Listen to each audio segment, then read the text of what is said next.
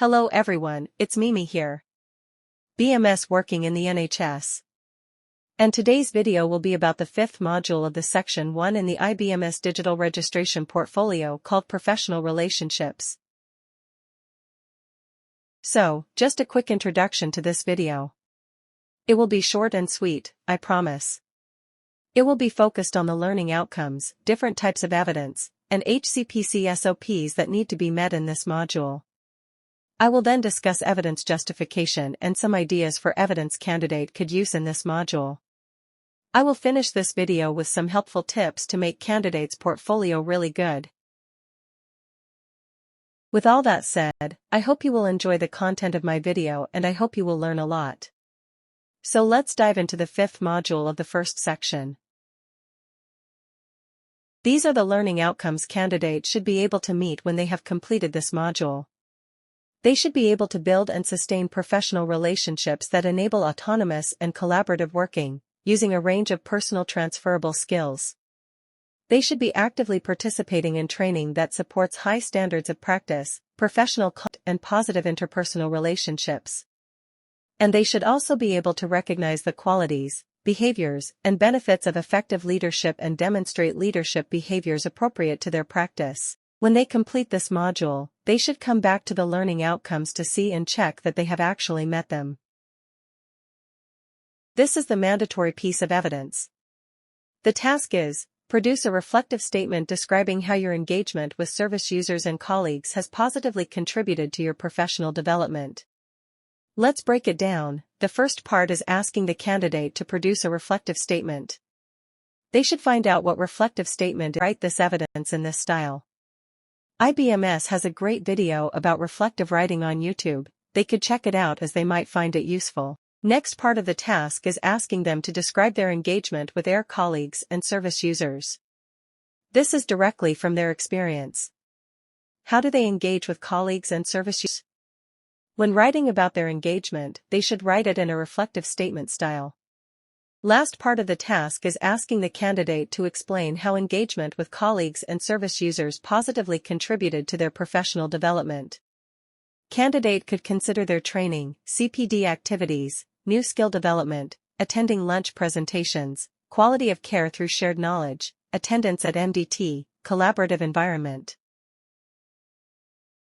IBMS also offers their advice on how to approach this mandatory evidence, which I think is very good.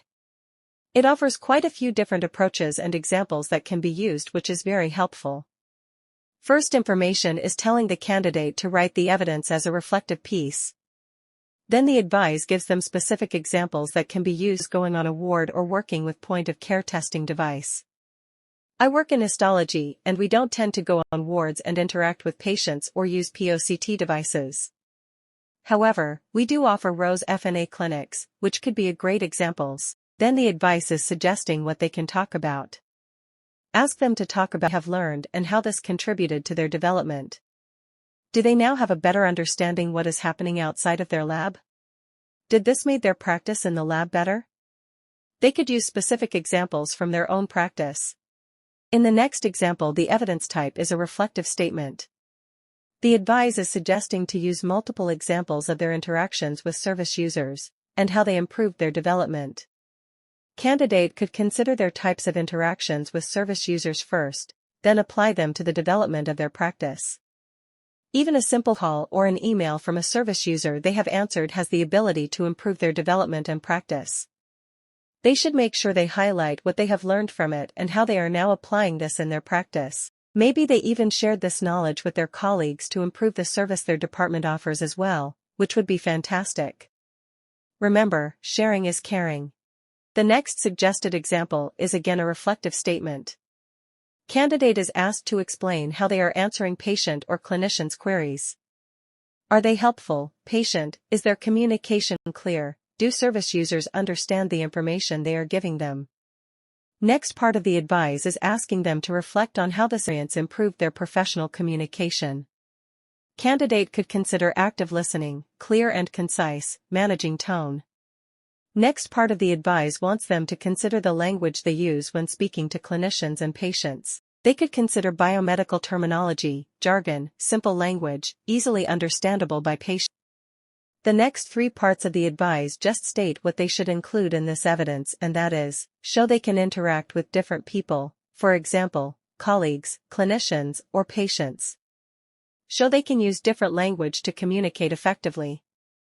Show they can foster positive professional relationships.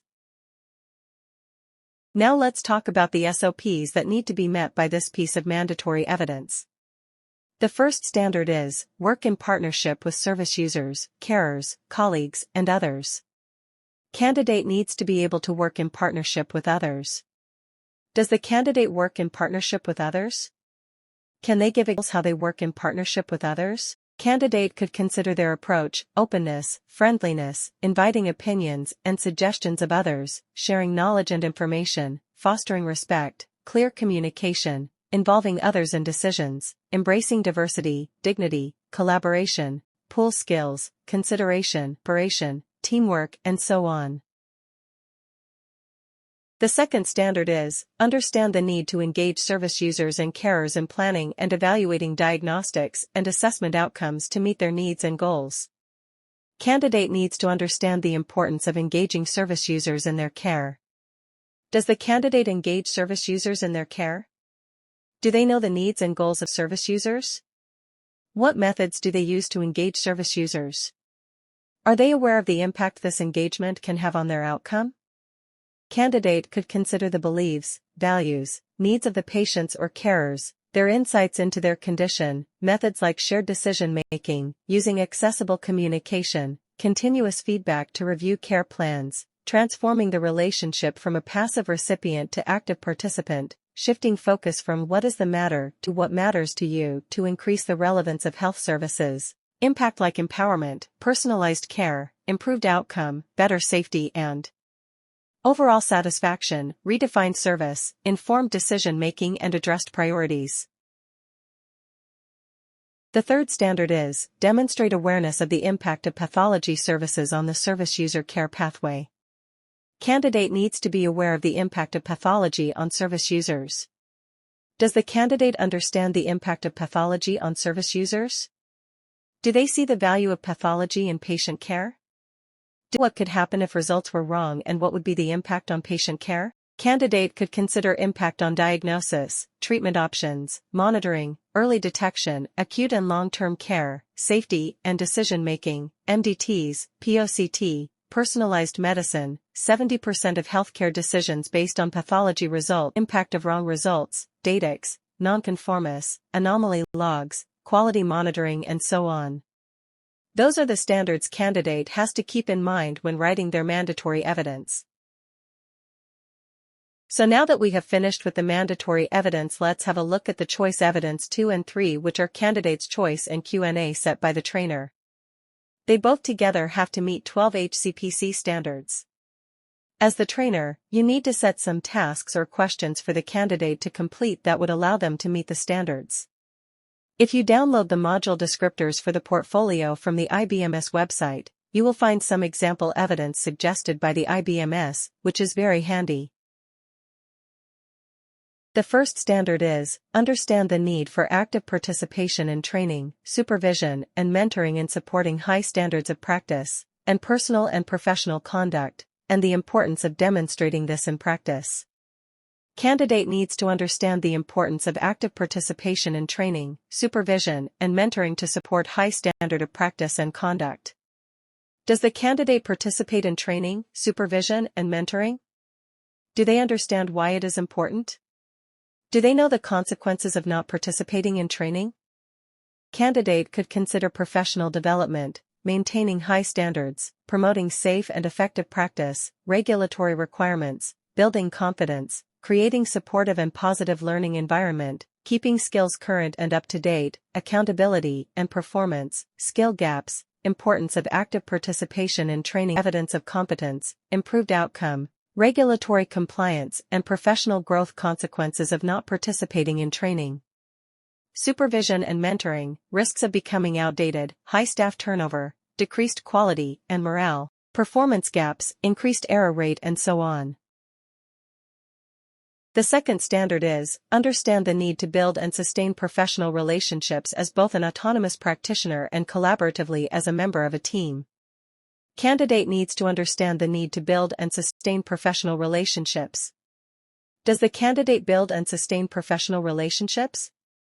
Do they know why is it important and sustain professional relationships? Candidate could consider job satisfaction, well-being, increased productivity, morale and better workplace culture, stress reduction, career growth, collaboration, employee retention, creation of supportive environment.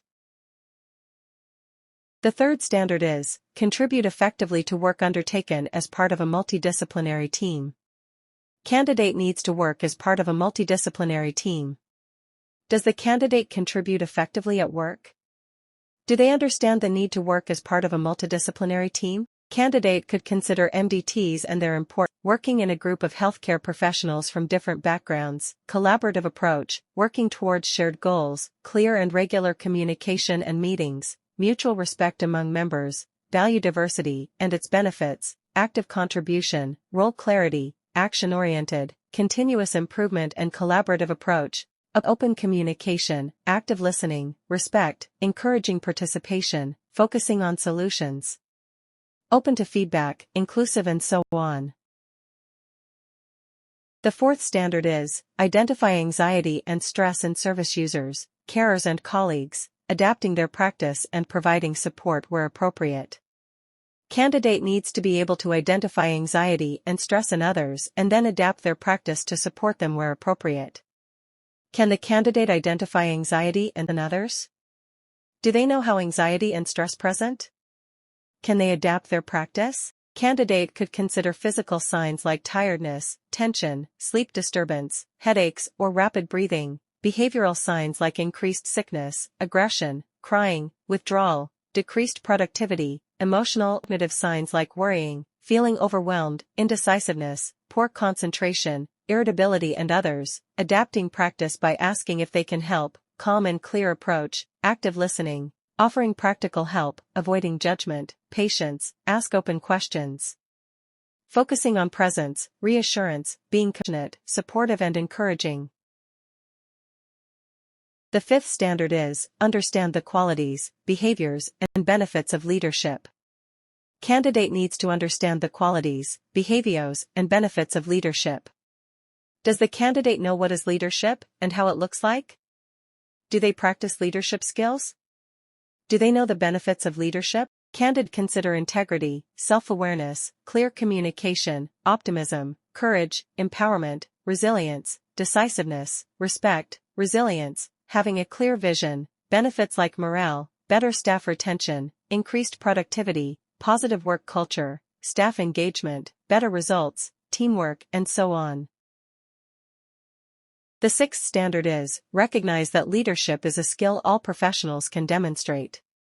Candidate needs to recognize that leadership is a skill anyone can demonstrate. Does the candidate recognize that leadership can be demonstrated by anyone? Do they demonstrate leadership? Candidate could consider highlighting that anyone can demonstrate leadership skills, regardless of their position in workplace. Leadership as a universal and learnable skill empowers all professionals, not just managers. Importance like empowering proactive initiative, enhancing organizational culture, driving performance and innovation, supporting career development, improving decision-making, in career growth or empowering all professionals. The seventh standard is demonstrate leadership behaviors appropriate to their practice. Candidate needs to demonstrate leadership behaviors appropriate to their practice. Does the candidate demonstrate leadership behaviors in your practice? Do they set a positive example to others? Candidate could consider conflict management, integrity, decisiveness, or motivation, just to name a few. Can the candidate give a specific example where they demonstrated those? The eighth standard is act as a role model for others. Candidate needs to act as a role model for others. Does the candidate act as a role model in their practice? Are they a source of inspiration for others? Do they set a positive example? Candidate could consider their values, behaviors, and accomplishments, guide influencing people by modeling those behaviors and values, inspiring and motivating others through their actions and word, behaviors like integrity, respect, accountability, positivity, calmness, resilience, fostering growth, sharing knowledge, admitting mistakes, being a good listener, being inclusive, providing encouragement, being consistent, and many others. The ninth standard is, promote and engage in the learning of others. Candidate needs to engage in the learning of others. Does the candidate promote learning of others? Do they engage in learning of others? Candidate could consider creating learning opportunities, group projects, mentorship, peer learning, use of communication platforms, creating engaging learning environment, encouraging reflection, promoting ownership, use of active learning techniques, creating relevant content, encouraging self-directed learning, providing supportive feedback, and so on. The 10th standard is, recognize the value of multidisciplinary reviews, case conferences, and other methods of review. Candidate needs to recognize the value of MDT reviews or case conferences. Does the candidate know what the MDT reviews and case conferences are? Do they know their goal? Do they know how they are performed and their value? Candidate could consider collaborative approach of healthcare professionals to discuss and analyze patient cases, treatment plans or safety incidents, diverse expertise, holistic approach, goal-oriented, improved decision-making, improved patient outcome, personalized care, proficiency for healthcare, continued improvement, enhanced team collaborations, and so on. The 11th standard is, recognize the roles of other professions in health and social care and understand how they may relate to the role of biomedical scientist. Candidate needs to recognize the roles of other healthcare professionals and how they relate to their role as a BMS. Can the candidate recognize the role of other professionals in patient care? Does the candidate recognize how other professions can relate to their role as BMS? Candidate could consider doctors and how they interpret results and diagnose patients, prescribe treatment, monitor patients, nurses and how they collect and send samples, or complete request forms, support staff and how they receive samples, assist BMS in analysis, maintain equipment or enter data, clinical scientists and how they can develop and implement new techniques that BMSs can then use as well. To make their evidence for this standard personal, they could think about the type of samples they receive in your lab. Who is sending those samples to the candidate? Who is dealing with the results candidate generates? Who is making therapeutic decisions based on the results generated? The 12th standard is understand the structure and function of health and social care systems and services in the UK.